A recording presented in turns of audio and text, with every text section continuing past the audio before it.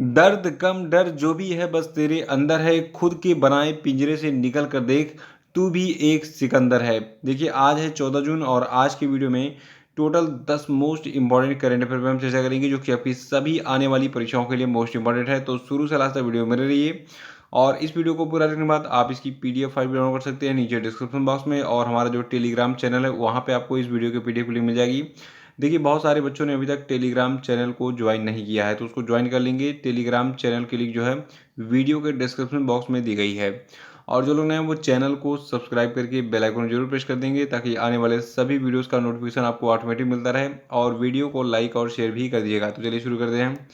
देखिए आज का हमारा पहला प्रश्न है कि किस देश में अब गांजा रखना और उसकी खेती करना अपराध की श्रेणी में नहीं माना जाएगा। तो देखिए अभी हाल ही में कुछ सालों पहले थाईलैंड में गांजा की खेती करने पर जो है प्रतिबंधित किया गया था, लेकिन एक बार फिर से जो है सरकार ने कहा है कि कुछ कंडीशंस हैं जिसके फॉलो करने के बाद आप गांजे की खेती कर सकते हैं। कंडीशन क्या है? देखिए थाईलैंड में अब गांजा रखना और उसकी खेती करना अपराध की श्रेणी में नहीं माना जाएगा क्योंकि हाल ही में वहाँ की सरकार ने इसे वैध घोषित कर दिया है, लेकिन सार्वजनिक तौर पर धूम्रपान के रूप में गांजे का इस्तेमाल अभी भी वर्जित है।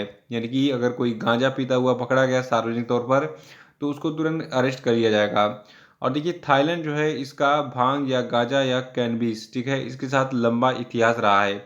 ये भांग गांजा और कैनबिस के साथ जो है बहुत सारी दवाइयाँ बनाता है, ठीक है, ऐसी बहुत सारी मेडिसिन्स बनती हैं गांजे से, भांग से और कैनबिस से, तो इसको याद रखिएगा। और वैसे तो देखिए गांजा जो है ये आपका एक मेडिसिनल प्लांट है, लेकिन इसका गलत उपयोग करते हैं लोग, नशे के लिए इसका उपयोग करते हैं।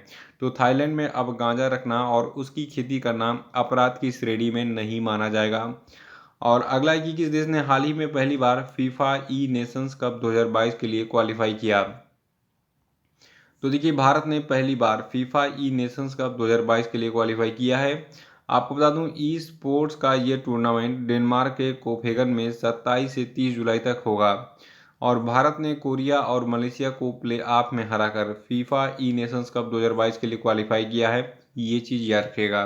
तो 27 से 30 जुलाई तक आयोजित किया जाएगा फीफा ई नेशंस कप 2022, जिसमें भारत ने क्वालिफाई कर लिया है और पहली बार क्वालिफाई किया है, याद रखिएगा।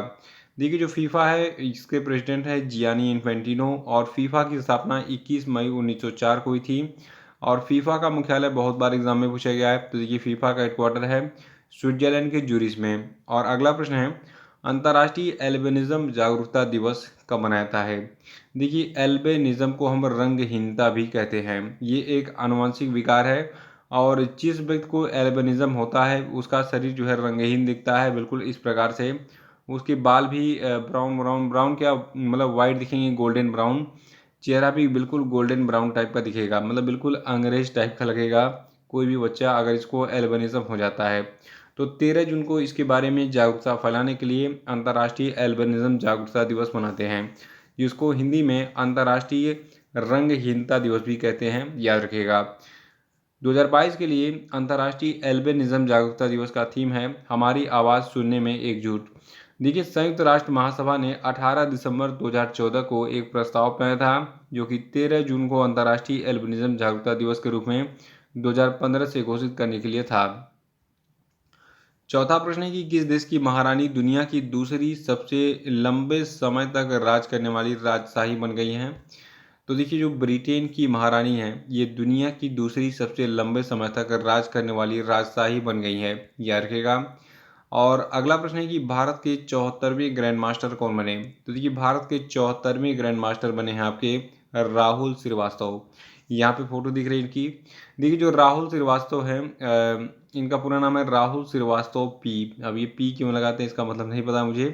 तो राहुल श्रीवास्तव पी जो है ये आपके तेलंगाना के रहने वाले हैं, और ये जो है भारत के 74वें ग्रैंड मास्टर बन गए हैं जिन्होंने इटली में 9वें कैटोलिका शतरंज महोत्सव 2022 के दौरान लाइव फाइट रेटिंग में 2500 एलो पॉइंट की बाधा को तोड़कर खिताब हासिल किया। और अगला प्रश्न है कि हाल ही में किसे संयुक्त राष्ट्र का अवर महासचिव अपॉइंट किया गया है। तो देखिए संयुक्त राष्ट्र के अवर महासचिव बनाए गए हैं रबाब फातिमा जी, ठीक है। देखिए रबाब फातिमा एक फीमेल है, ठीक है, जो कि बांग्लादेश की राजनयिक हैं। तो बांग्लादेश की राजनयिक रबाब फातिमा को हाल ही में संयुक्त राष्ट्र का अवर महासचिव बनाया गया है। और आपको बता दूं इन्होंने इस पद पर जो है जमाइका के कर्टेन रैटरे की जगह ली है, जिन्हें सेफ डी कैबिनेट के रूप में नियुक्त किया गया था। और आपको बता दूं जो आपकी रबाब फातिमा है, ये बांग्लादेश से एक राजनयिक हैं, यानी कि ये बांग्लादेश की निवासी हैं और वहाँ की एक एम्बेसडर हैं जो कि कई सारे देशों में राजनयिक के रूप में काम कर चुकी हैं। और ये 1989 में बांग्लादेश विदेश सेवा में शामिल हुई थी। देखिए इससे पहले इन्होंने 2016 से 2019 में जापान में बांग्लादेश के राजदूत के रूप में काम किया था। अगला कि हाल ही में किस राज्य के राज्यपाल ने उद्योगपति रतन टाटा को डॉक्टरेट की मानद उपाधि प्रदान की। अगर आप कोई भी कंपटीशन देने जा रहे हैं तो उसको मोस्ट इंपॉर्टेंट के रूप में जो है याद करके जाइएगा। देखिए रतन टाटा को अभी हाल ही में महाराष्ट्र के राज्यपाल जो हैं जिनका नाम है भगत सिंह कोश्यारी, इन्होंने जो है इनको डॉक्टरेट की मानद उपाधि दी। और अभी हाल ही में जो आपके महाराष्ट्र के राज्यपाल भगत सिंह कोश्यारी हैं, इनके द्वारा साहित्य के मानद डॉक्टरेट से रतन टाटा जी को सम्मानित किया गया। और इनसे संबंधित जितने भी करंट अफेयर होते हैं रतन टाटा से, मैं आपको बता दूं कि सभी पूछे जाते हैं एग्जाम में। तो इनको देखिए सम्मान ही मिलता है, क्योंकि बहुत ही एक तरीके से कहा जाए भारत की जान है रतन टाटा, जो कि सुई से लेकर हवाई जहाज़ तक बनाते हैं। और परोपकार के मामले में देखिए अंबानी और अडानी जितना कमाते हैं ये उतना हर साल दान कर देते हैं। तो इसीलिए जो है दुनिया के सर्वश्रेष्ठ अमीरों में इनका नाम नहीं आता है, क्योंकि अपनी ये कमाई का देखिए बहुत बड़ा हिस्सा दान करते हैं। तो अंबानी और अडानी की इतनी औकात नहीं है कि वो रतन टाटा की बराबरी कर सकें। क्योंकि देखिए दूसरों के लिए जीना और अपने लिए स्वार्थ के लिए जो है जीना बहुत अलग अलग चीज़ें होती हैं। मेरा ही क्या है, देखिए मैं आपको डेली करंट अफेयर यूट्यूब पे इसलिए बढ़ाता हूँ ताकि जो है आप लोगों का भला हो सके। क्योंकि एक समय ऐसा था जब मैंने फेस किया, मैं हिंदी न्यूज़पेपर पढ़ के आता था, अमर उजाला और ये दैनिक जागरण, और पीसीएस का एग्ज़ाम देता था मैं, और पता चलता था कि एग्ज़ाम में भी प्रश्न वहाँ से नहीं मिले। तो मुझे मतलब ये नहीं समझ में आता था कि ये सारे क्वेश्चन आखिर कहाँ से पूछे जा रहे हैं। तो फिर बाद में पता चला कि नहीं, द हिंदू न्यूज़पेपर आता है, वहाँ से सारे प्रश्न जो है एग्ज़ाम में बनते हैं। बाकी ये हिंदी वाले अखबार जो है ये बकवास है बिल्कुल। इसमें केवल मर्डर के, रेप के और कहाँ क्या दंगा हुआ, ये सारी खबरें छपती हैं। तो काम की न्यूज़ आपको द हिंदू में मिलेंगी, और उसी द हिंदू न्यूज़पेपर को मैंने बेस बनाया और उसी से मैंने फिर वीडियो बनाना चालू किया। और आज बहुत बड़ी संख्या में बच्चे नौकरी पा चुके हैं मेरे करंट अफेयर को पढ़ के। तो ये मेरे लिए प्राउड का मोमेंट है कि चलो ठीक है, पैसा मिले या ना मिले, कम मिले ज़्यादा मिले, उसमें कोई फ़र्क नहीं पड़ता है। सम्मान मुझे आप लोग जो देते हैं वही मेरा सबसे बड़ा धन है, ठीक है। तो मैं सम्मान के लिए जीता हूँ, बहुत ज़्यादा पैसा यूट्यूब से नहीं कमा पाता हूँ, फिर भी मैं लगा हुआ हूँ ताकि आप लोग जो है मतलब एक सफलता की सीढ़ी चढ़ने के लिए मतलब मेरे करंट अफेयर को पढ़ के जाएं। तो देखिए रतन टाटा को याद रखिएगा, महाराष्ट्र के राज्यपाल भगत सिंह कोश्यारी के द्वारा साहित्य के मानद डॉक्टरेट से सम्मानित किया गया है।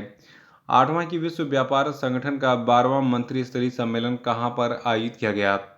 तो देखिए विश्व व्यापार संगठन का जो 12वां मंत्री स्तरीय सम्मेलन है ये जिनेवा में आयोजित किया गया है। और अभी हाल ही में 12वें विश्व व्यापार संगठन का जो मंत्री स्तरीय सम्मेलन है ये जो आपका WTO यानी कि वर्ल्ड ट्रेड सेंटर यानी कि वर्ल्ड ट्रेड ऑर्गेनाइजेशन यानी कि जो आपका विश्व व्यापार संगठन है, इसके मुख्यालय में स्विट्जरलैंड के जिनेवा में आयोजित किया गया था।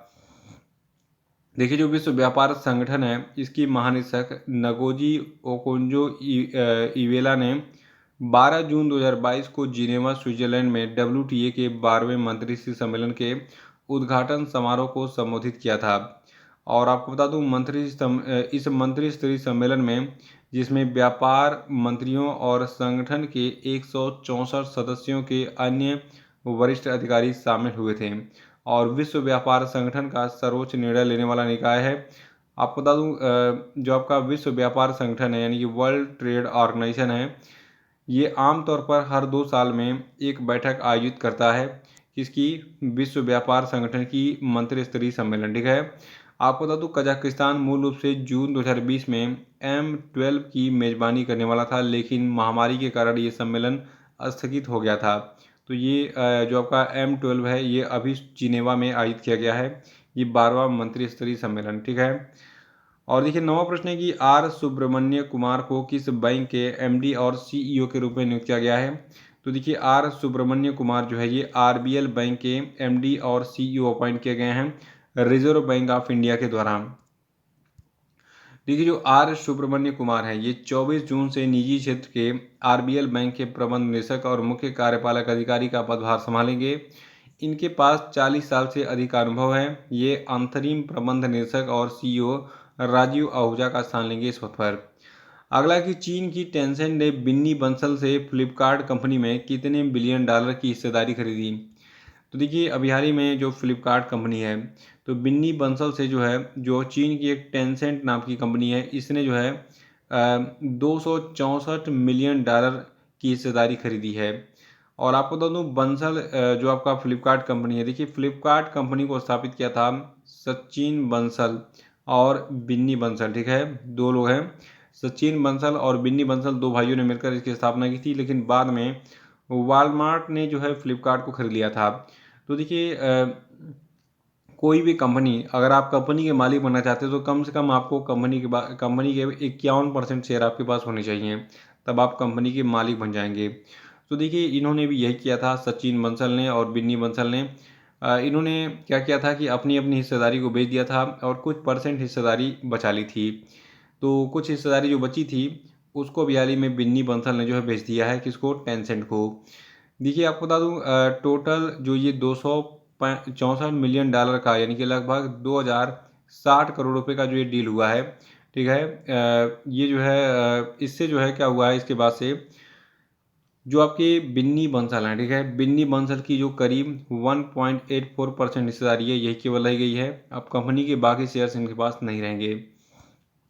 और देखिए फ्लिपकार्ट का मुख्यालय तो पहले बेंगलुरु में था, लेकिन वर्तमान में ये सिंगापुर में है। तो फ्लिपकार्ट का मुख्यालय सिंगापुर में है और इसका ऑपरेशन केवल भारत तक ही सीमित है। तो ये थे आपके आज के सभी महत्वपूर्ण प्रश्न और अब हम बात करेंगे आज के सभी क्वेश्चन अपडेट में। देखिए आज का पहला प्रश्न आपके लिए कि बाल श्रम के खिलाफ विश्व दिवस कब मनाया जाता है, बताइए। और दूसरा आपके लिए कि UNCTAD की विश्व निवेश रिपोर्ट में भारत किस स्थान पर है, बताइए। और तीसरा कि ड्रोन नीति को मंजूरी देने वाला पहला राज्य कौन बन गया है, आंसर बताइए।